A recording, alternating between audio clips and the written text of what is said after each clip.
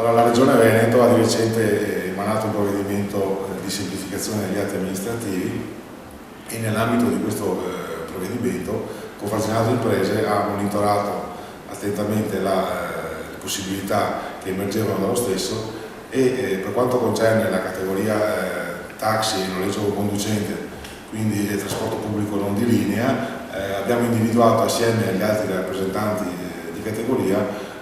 alcune criticità che il settore ha per quanto concerne le pratiche amministrative e burocratiche in essere con i vari comuni, e nell'ambito di queste criticità ne abbiamo individuate due che sostanzialmente il provvedimento regionale consentiva di intervenire. In entrambe le criticità siamo riusciti, Confartigianato è riuscita a ottenere dei risultati significativi. In particolar modo il risultato più significativo riguarda il rinnovo delle licenze e delle autorizzazioni. Tutte quelle pratiche amministrative che annualmente e ogni quinquennio mediamente nei vari comuni dovevano essere fatte per procedere al rinnovo delle licenze e autorizzazioni, con questo provvedimento di semplificazione non sono più necessarie e non sono più dovute, e quindi questo si traduce in risparmio di tempo e di denaro per le imprese e anche destinare la forza lavoro delle stesse imprese a attività di natura commerciale e imprenditoriale più proficua dal punto di vista della redditività d'impresa. Sostanzialmente il provvedimento dispone che le autorizzazioni e le licenze sono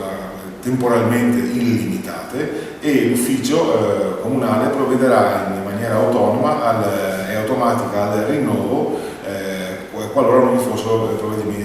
provvedimenti di natura ostativa. Nel caso in cui il comune, il funzionario ravvisasse degli elementi che potrebbero non condurre al rinnovo delle licenze, a quel punto l'imprenditore verrà sentito dagli uffici e potrà in qualche modo provare l'esistenza dei requisiti necessari al mantenimento del titolo. La semplificazione è evidente in quanto il rinnovo è automatico e illimitato. Un secondo punto nel quale siamo riusciti a intervenire e per il quale la situazione però è più complessa, ma da questo punto di vista abbiamo fiducia che proprio per il modo che abbiamo di porsi su queste tematiche siamo in grado di dare un contributo positivo, è la questione dell'accesso alle zone a traffico limitato. Premesso che la categoria nel suo insieme è favorevole alla regolamentazione degli accessi nei centri urbani per ovvie ragioni di tutela dell'ambiente, del patrimonio artistico e della salute umana, che sono anche gli obiettivi che dà il documento Europa 2050 sulla mobilità urbana nei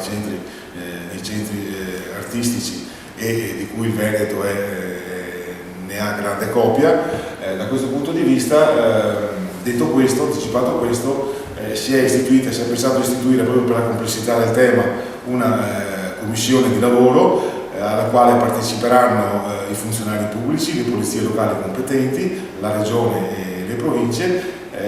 commissione che andrà a monitorare le varie modalità di accesso alle ZTL. Saranno sentiti gli operatori e in questo senso noi avremo la nostra capacità di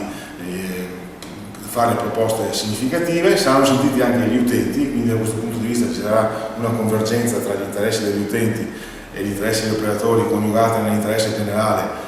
di tutta la cittadinanza e anche dei regolatori, e quindi andremo a verificare se ci sono delle procedure di accesso alle ZTL standardizzate e uguali o più possibili conformi per ogni comune, evitando quello che oggi succede, che molte imprese sono costrette a dedicare risorse sia economiche ma anche di forza lavoro per capire, comprendere e attuare le varie disposizioni che in modo non omogeneo i comuni adottano per questo tipo di problematica. E quindi anche da questo punto di vista sostanzialmente sono state richieste delle imprese che abbiamo tutelato per questo settore, e diciamo che l'obiettivo è stato pienamente raggiunto in quanto in entrambe le richieste abbiamo ottenuto, come spero di aver illustrato, dei risultati altamente significativi che dimostrano ancora una volta che essere presenti e monitorare